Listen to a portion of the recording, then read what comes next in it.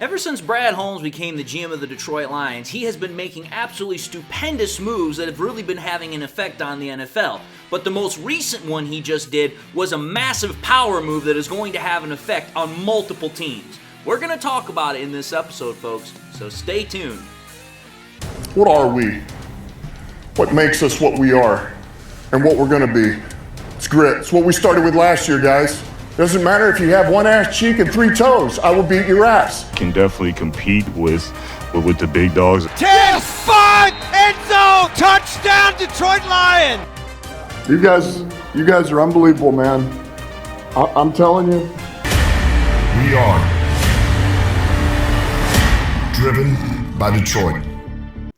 Hello all Lions fans, and welcome on back to yet another episode of MCM Motor City Mania. I'm your host, David T. Pike, and as always, we're diving on in. So, here's the thing, folks. When we take a look at the Detroit Lions this offseason, without a shadow of a doubt, this offseason has been one of the most active, one of the most prolific ones for the Detroit Lions, and as such, the Lions have been one of the most active, one of the most prolific teams this offseason in terms of making moves, whether it has been in free agency, whether it's been in terms of the draft, or been in terms of in-house acquisitions, re-signings, whatever the case might be. I mean, for crying out loud, I remember not too long ago, we had a situation where Lions fans were losing their damn minds because Brad Holmes was not doing a whole lot in free agency. But despite that, Brad Holmes still went out and made critical signings of Kevin Zeitler and DJ Reader to bolster, to add more talent, to more pieces to the offense and defensive lines. Then you go to the draft, and then Brad Holmes, he trades up and he makes acquisitions of players in the draft that are going to have, in my opinion, either immediate impact or going to have the ability to have an impact later on down the road, such as, Terry and Arnold, such as, Giovanni Manu, Sione Vaki, and Wingo. These are all guys that we traded up for to get, and whether or not they're going to have an impact or not immediately for all of them, that's inconsequential. We already know Arnold is, but some of these other guys, they might have an impact later on. But then, as we now know very recently, Brad Holmes and the Lions, they have gone out and they have literally made tons of decisions with in-house signings, signing Amon-Ra St. Brown to a contract extension, signing Penei Sewell to a contract extension, and yes, Jared Goff to a contract extension. So if you think about it, all of that activity, all of those decisions shows that not only have the Lions and Brad Holmes been very busy, but they're making these moves that are setting up other moves to get to a goal. They're trying to obviously get somewhere. Well, obviously the main goal that most every team has, or should have, I should say, is they're trying to win a championship. But think about this, folks. The Lions' most recent move, the extension of quarterback Jared Goff, in my honest opinion, was the ultimate power move that they possibly could have done. And why I'm saying that is because it was a power move that not only set themselves up in a perfect position as far as what they have in-house, but it was also a power move because it now means the rest of the NFL is going to have to notice and react to what they just did. And that's also going to benefit the Lions. And that's what we're going to talk about in this episode today. Because, again, I'm going to just continue to say this. Brad Holmes, I believe, is one of, if not the best GM in the NFL. But when you take a look at what the man has been able to do, it is just purely, plainly obvious that the man is operating on a level that other GMs just simply cannot operate on. Like, again, I've said it before, I'll say it again. Brad Holmes is playing chess a lot of times when other GMs are simply playing checkers. But let's take a look at this. When we take a look at the contract extension that Jared Goff just got, was announced that he got yesterday, let's take a look at the deal more in depth. Obviously, we don't know all the details just yet as far as the breakdown of guaranteed money, as far as how it's going to, impact each year. But we know that Jared Goff got a 4-year, $212 million contract with $170 million of it guaranteed. That's $53 million on average a year if you just do 212 divided by 4. The contract itself does not take effect until 2025, and it will play out until 2028. And we also know that Jared Goff is the second highest paid quarterback in the league, at least as far as annual average, money per year. But he is also the highest paid Lions player ever in terms of a contract that has been given. Now, just to say this, depending upon what side of the fence you are on, what side of the aisle you are on, you either look at this deal as something you love or as something you hate. Now, I'm not going to hide my obvious, jubilation. I love the deal, and here's the reason why. I'm not going to try and, dissuade somebody who hates the deal because you know what? Chances are I'm not going to do that anyway. I tried for 3 years with multiple people to get them to look at Jared Goff the way I do. They still didn't want to see it the same way I did. Well, now I don't have to defend myself on that front. Jared Goff has got a new deal. That means I was vindicated. But here's why I love the deal. Here's why I think what Brad Holmes did with this deal was beautiful, as I said, as a power move, not only for his roster as it currently stands and probably going into the future, but also in regards to the rest of the NFL. Let's first and foremost think about this, folks. Jared Goff has been with the Detroit Lions since 2021, when we made the trade with Matthew Stafford and Jared Goff being swapped with also those 2 sets of first-round picks and the third-round pick. Well, think about it, folks. 2022, 2023, Jared Goff was a top 10 quarterback that put up top 10 stats, almost borderline top 5 stats. Again, I've talked about this multiple times, but if you go back to 2022, you're looking at a guy that had 65% completion rate, almost 4,500 passing yards, 29 TDs to 7 interceptions, almost 100 passer rating, and a 63 QBR. Every single stat that he had was top 10, with 2 of them in the top 5. That was 2022. Almost made a playoff berth, had a absolutely awesome second half of the season. Then you go off of 2022 and you go into 2023 we had last year. Jared Goff not only surpasses what he did last year in terms of his statistical prowess, but he also is able to get the Lions into areas that we haven't been in 30 damn years. Again, 67 completion percentage rate, top 10 stat in the NFL. 45, almost 4,600 passing yards, number 2 in the NFL, 30 passing touchdowns, ranked 4th in the NFL, a 97.9 passer rating, ranked 9th in the NFL, and a 60.3 QBR just outside the top 10, ranked 11th. You're talking about a quarterback that over the last realistically 2.5 years has been playing at a top 10 level. And then when you consider the fact that Goff has led the Lions to a division title, something that has not happened in 30 plus years, 2 playoff wins in the same season, something that has not happened in 70 plus years, and then also getting us to a conference championship game, again, something that had not happened in 30 years. You keep all those facts in mind, you then have to consider why this is a power move that Brad Holmes just did to the rest of the NFL. Because consider this. Jared Goff was not the only quarterback this offseason that is looking to get or is trying to get or about to get, any one of those categories I just mentioned, a new deal. There are still currently a couple of other quarterbacks that are in that process, but there are 3 right now that are more close to getting that said process of a new deal put in place than others. That's Dak Prescott, that's Tua Tagovailoa, and that's Brock Purdy. Those quarterbacks right there are the next ones that I would argue are in line to get new deals. Now, let's understand something here. Dak Prescott has already stated from his camp that he is looking to become the first $60 million on average a year quarterback. I'm going to just say this right now. I don't know what Delulu world that Dak Prescott is living in. I don't know what he is fantastically thinking about, but I don't see any damn way he is going to become the first $60 million quarterback. He doesn't deserve it. He has not done anything that even comes remotely close to deserving it. Then you take a look at Tua Tagovailoa. Tua Tagovailoa is looking to get his first major payday because up until this point, he's been operating on his rookie contract. So this is his first chance to get a big contract. And then you take a look at Brock Purdy. Brock Purdy is in the same boat as Tua Tagovailoa. He's looking to get his first payday. The only real difference between Tua and Brock Purdy is Tua is operating on a first-round draft pick, which includes a fifth-year option. Brock Purdy doesn't have that because, well, he was Mr. Irrelevant. But here's what I do know about Brock Purdy in this sense. If there is any quarterback that has the chance, the ability to reset the market, that would be Brock Purdy because of the fact that he came out of left field where nobody was expecting him to do much, and in his 2 years, now going on 3 years in the NFL, he has done a lot more than what most people would have expected. Let's consider this. Take a look at all three of the quarterbacks that I just mentioned, and then let's compare them to Jared Goff over the last 2 years in terms of their statistical production, then in terms of what they've been able to do in the postseason. When you take a look at Dak Prescott, we're going to go by each one really quickly here, and I'm just going to talk about their stats in general. You take a look at Dak Prescott. His stats are pretty good. Again, 68 completion percentage, almost 60 touchdowns, almost a 100 passer rating. Definitely pretty good numbers. Nothing about him as far as his statistical prowess that is off-putting. Very, very good numbers.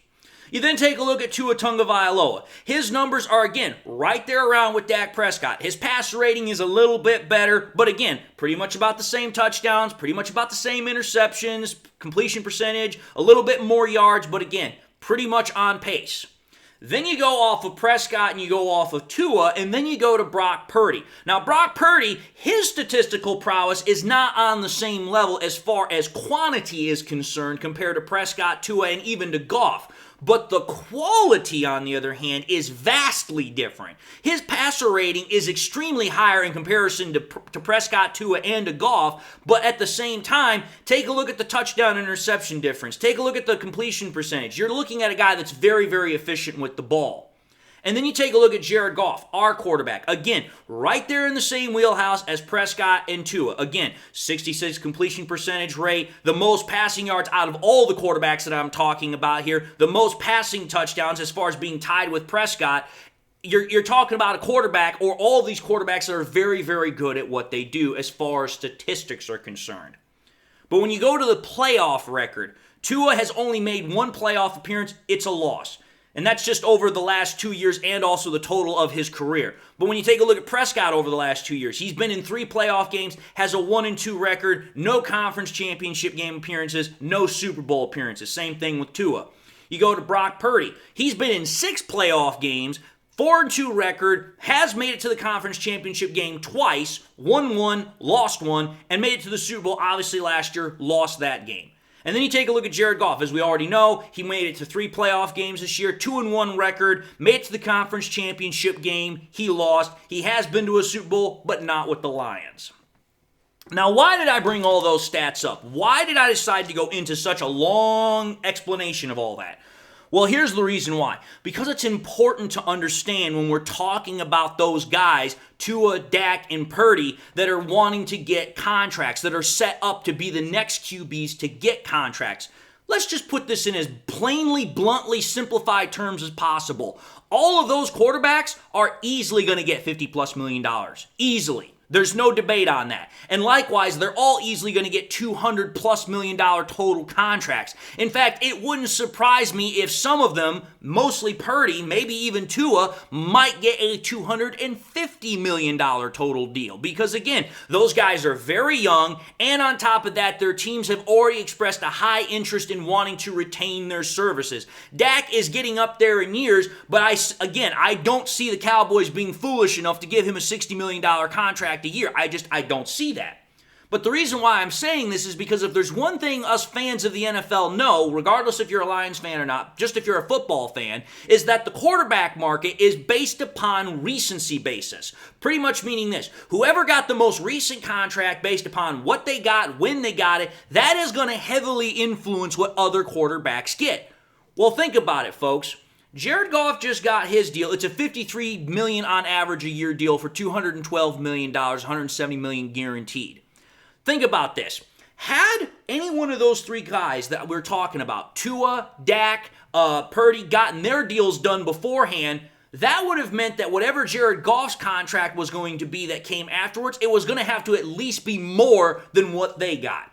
So think about this, folks. I've had this conversation with fans in the past before, but by getting the deal done before we had to contend with other quarterbacks that are potentially trying to get their deals, the Lions actually, not only in the short term, but also in the long term, wound up saving money because they didn't have to contend with other quarterback contracts, price gouging them to ratchet up the price.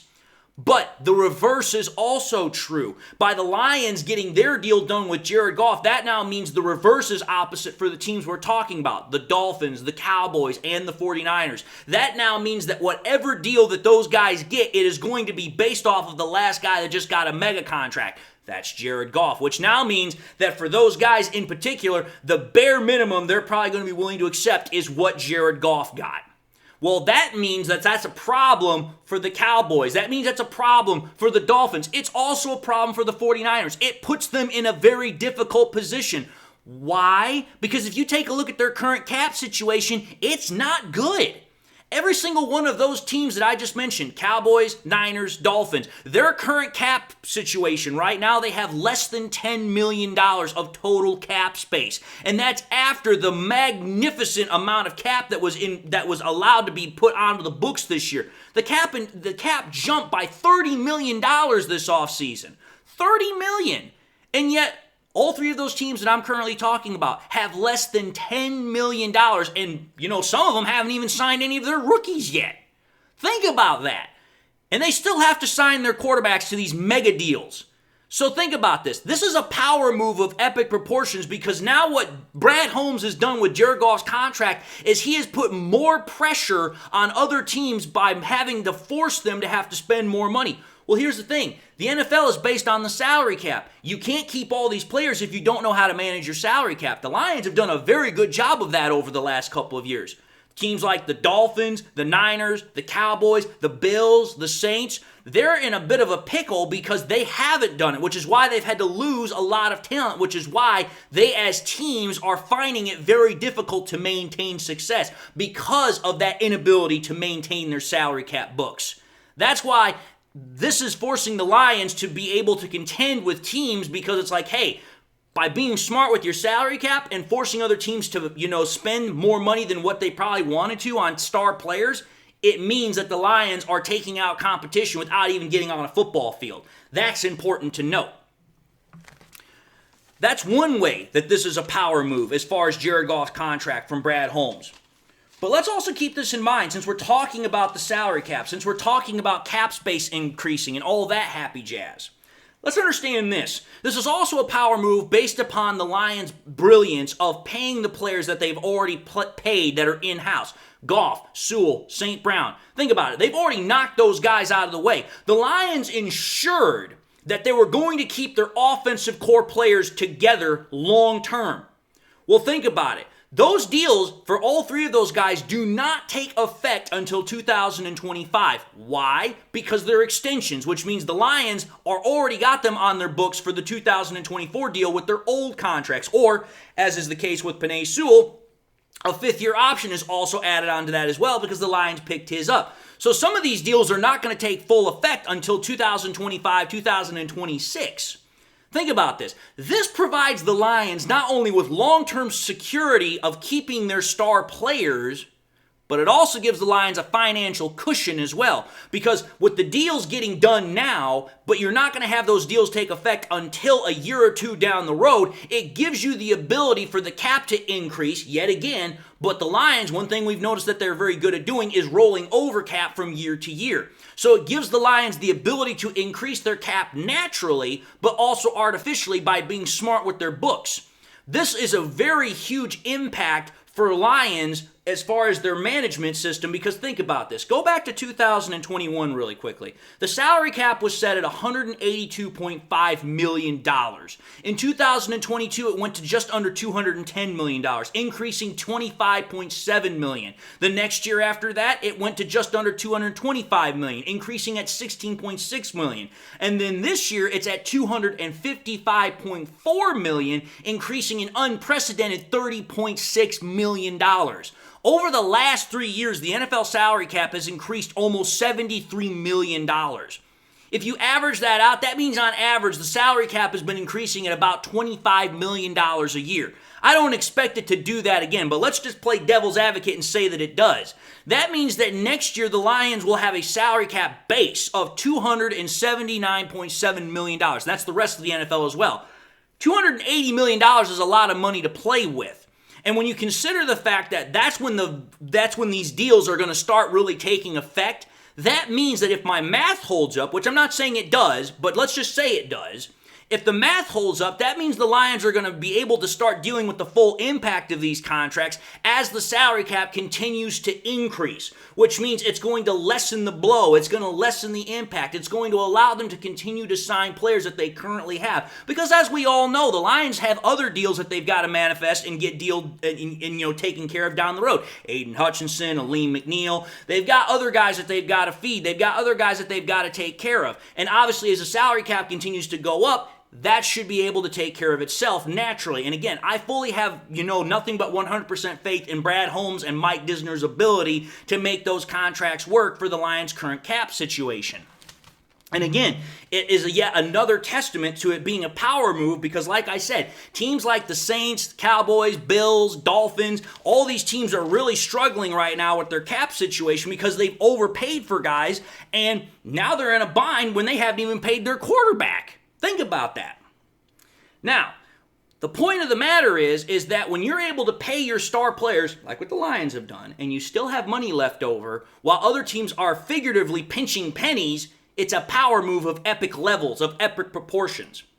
Now, the final power move is based on the Lions having, I would call, the ultimate bargaining chip. Think about this, folks.